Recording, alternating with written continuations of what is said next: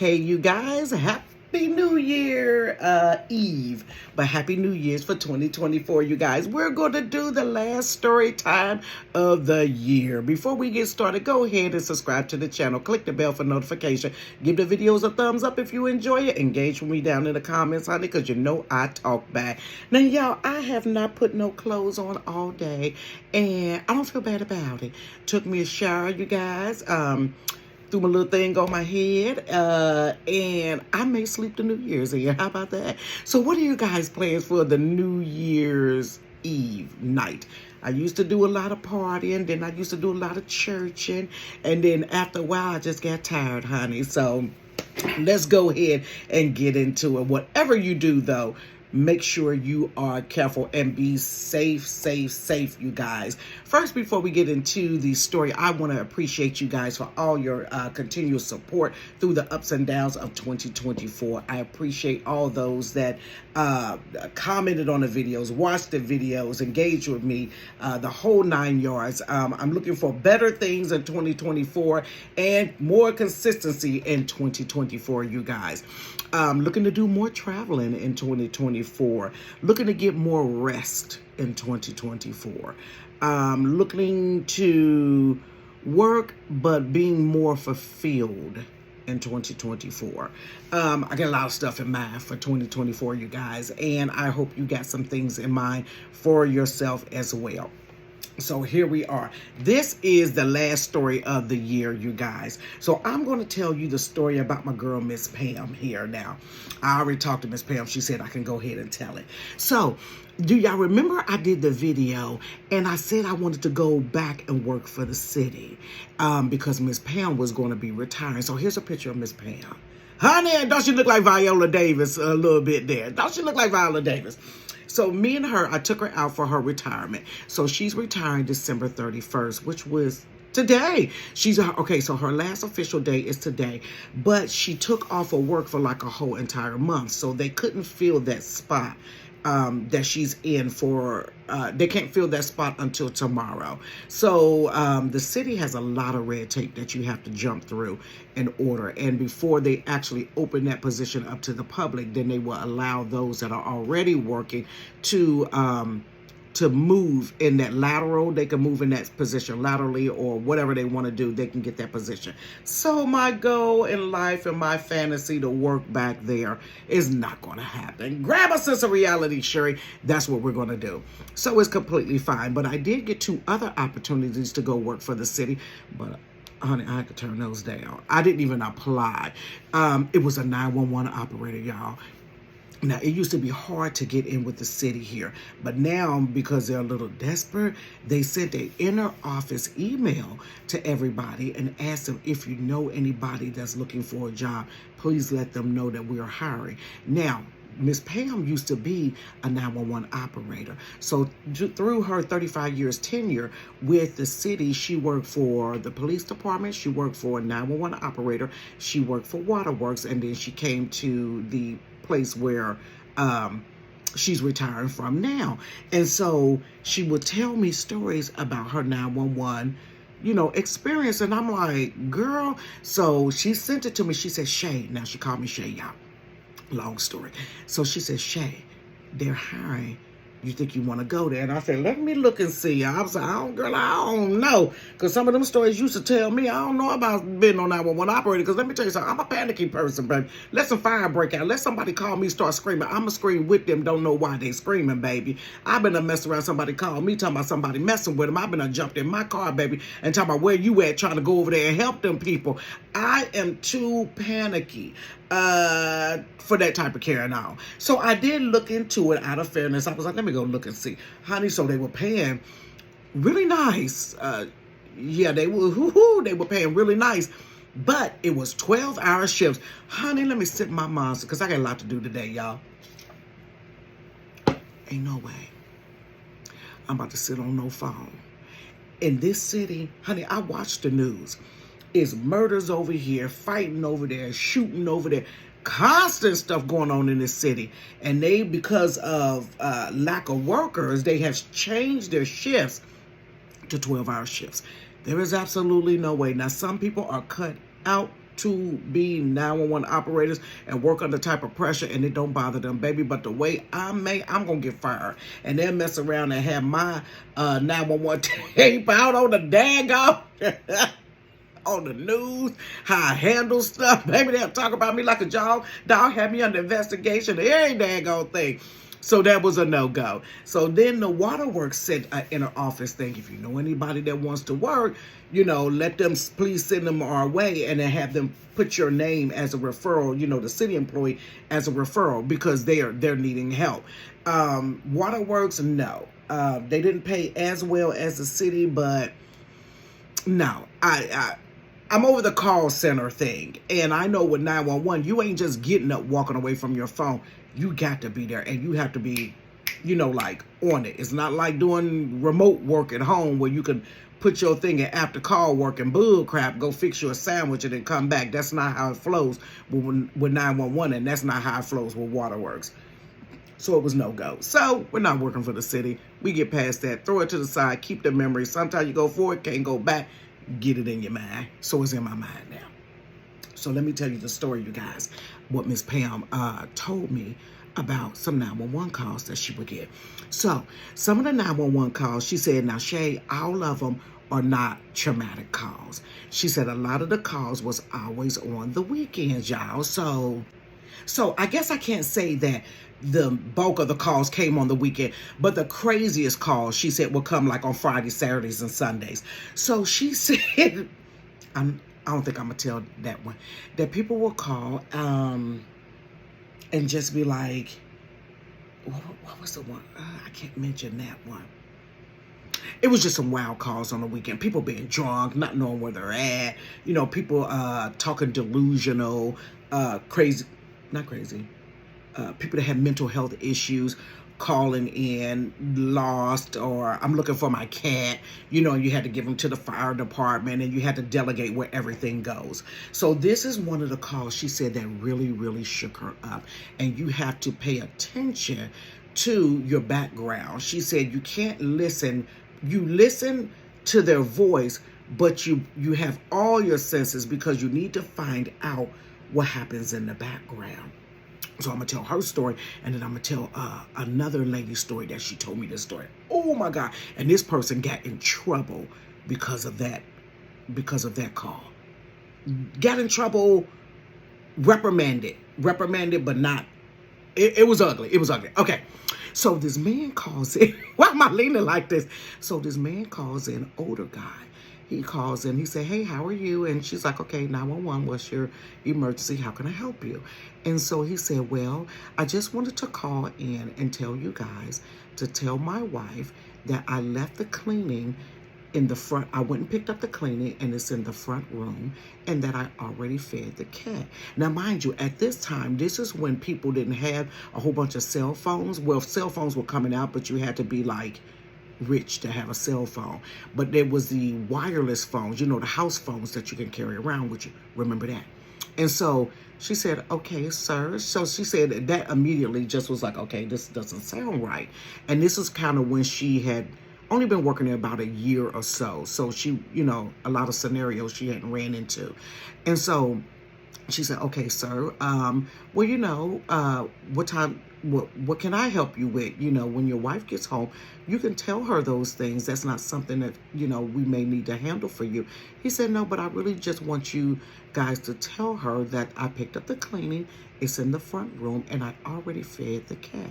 And she said, okay, sir, is there something going on? Is there somebody there?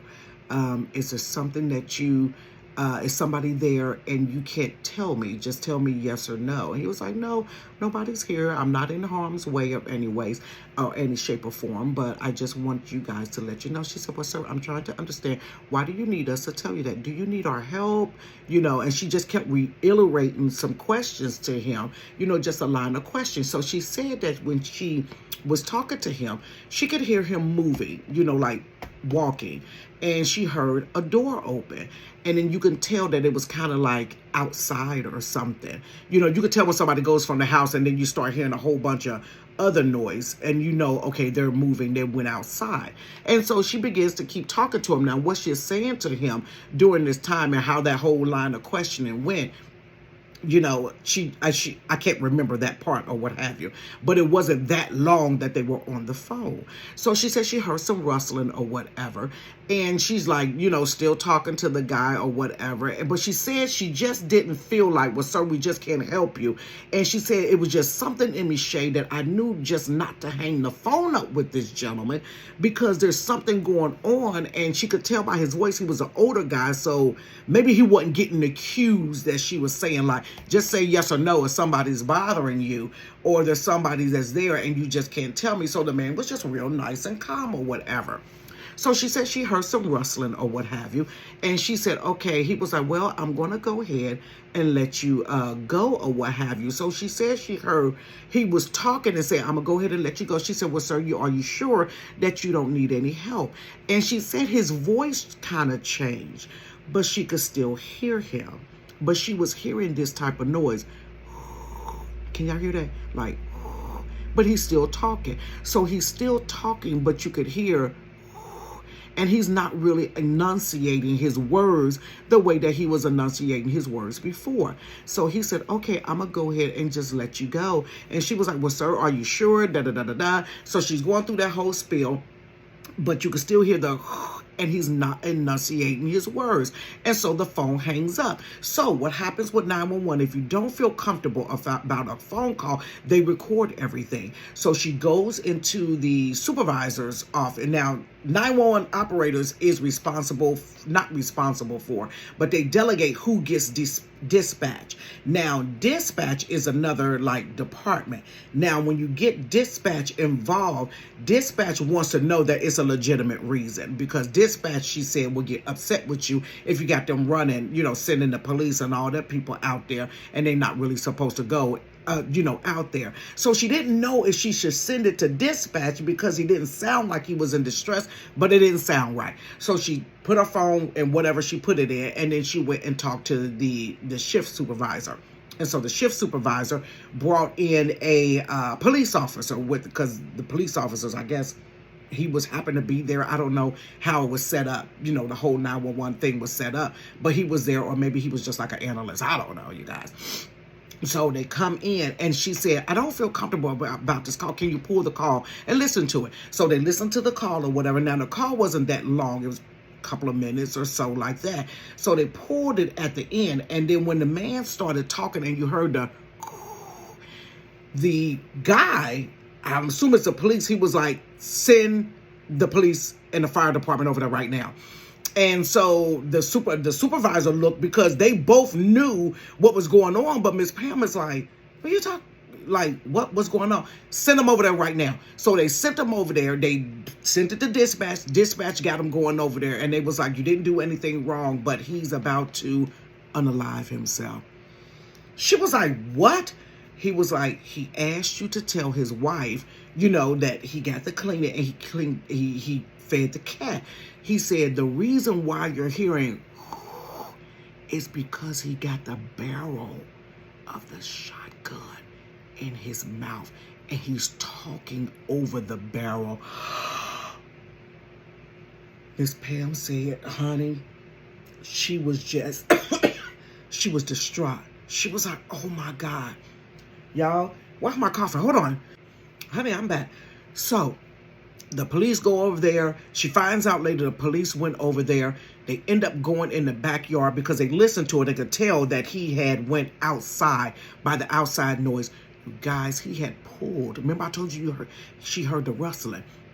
He had pulled the tarp off of the outdoor swimming pool. Remember the upground swimming pools? The blue thing over him, laid on the ground. Mind you, he got the phone and put it over the top of him and unalived himself with that gun, with that shotgun. They found him in the backyard. He left a note saying that he did it outside because he didn't want his wife to have to clean up the mess. Baby, when I tell you, they called back to 911 or told the dispatch what had happened, or they found out about it, Miss Pam was shook.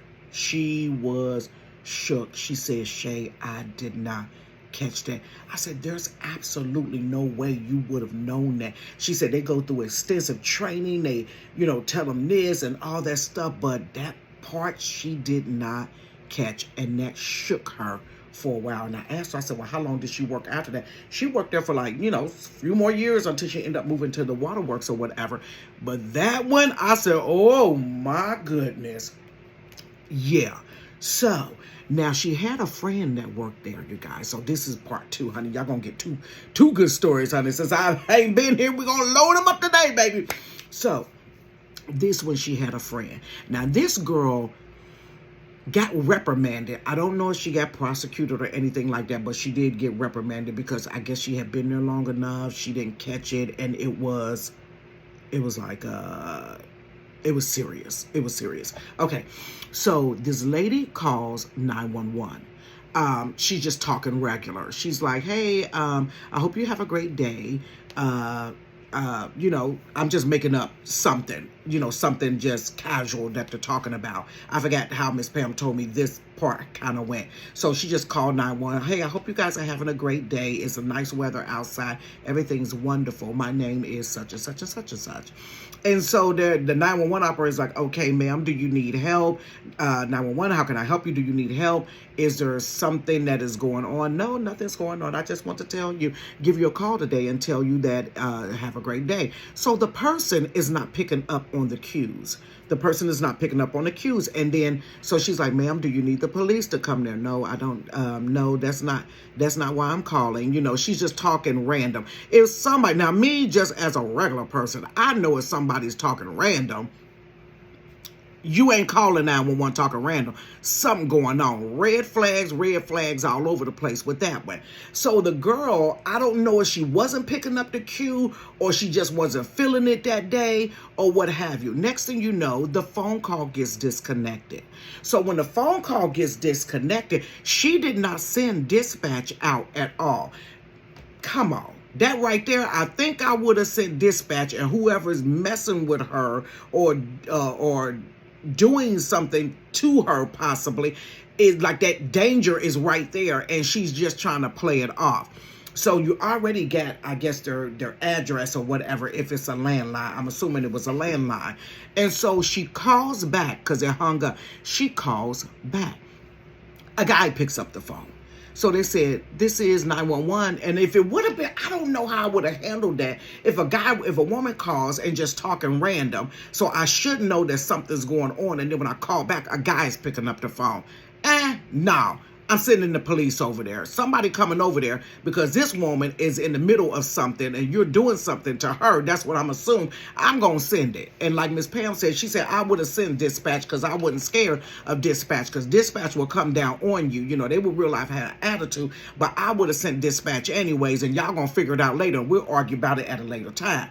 So, mind you, remember the story before I told you, you don't just listen to the voice. You have to listen to everything else going around. So, and Miss Pam told me your senses will start picking up. She said what she would do when she would talk to people, sometimes she would close her eyes so she could have all her senses, or what have you around. So this person, she calls back, a man picks up the phone. This is 911 operator. Do something need any help? Do you need any help? No, everything's fine. Okay, we got a call, are you sure there's no danger? You're at such and such and such address and blah, blah, blah, blah, blah. And it's like, yeah, we know everything's fine. Well, there was a woman that called, the whole 9 spiel, the whole 9 yard or whatever. And no, we don't need any help. Everything is just fine. So they hung up the phone. Okay. She did not send dispatch. She did not go talk to her supervisor. She didn't ask to pull the call because I think they said sometimes you can pull the call and listen a little bit more if you didn't catch something. She didn't say anything.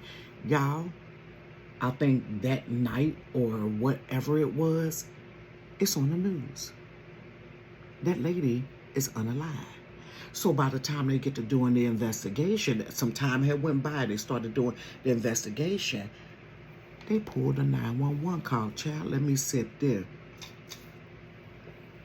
They pulled a 911 call. When they pulled a 911 call, when the 911 operator called back and the man said, "No, we don't need no help," you hear, but he's talking, "No, we don't need any help. We're fine. We're fine. Da da da da da da da da." 911 operator, they pulled her in the office. Why didn't you send somebody? She called you talking about that was a red flag. She called you talking about sunny trees or whatever else she's talking about. Why didn't you? And when you call and it disconnected, and when you call back, a man picks up. I don't know what this woman's excuse was. They said, "Listen to this call, baby." The man had a pillow and was sitting on her face. He was suffocating her. Honey, y'all, he was suffocating her while he's on the phone with 911. That woman got in trouble because that lady's life could have been saved if you would have listened or had them pull the call. Because this is a matter of minutes.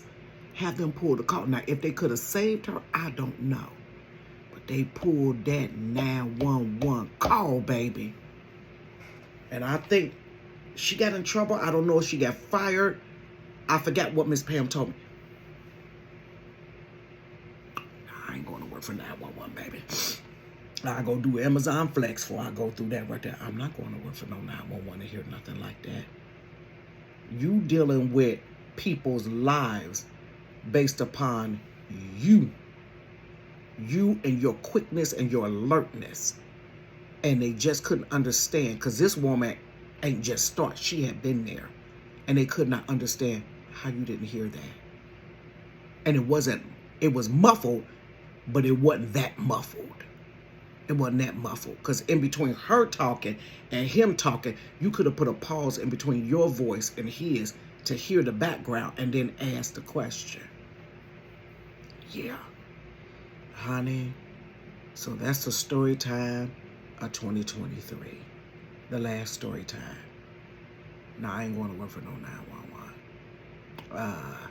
You guys have an amazing, absolutely amazing New Year. Be safe if you're going out. Live out all your hopes and your dreams. And we will see you guys in 2024. I appreciate you guys. Peace.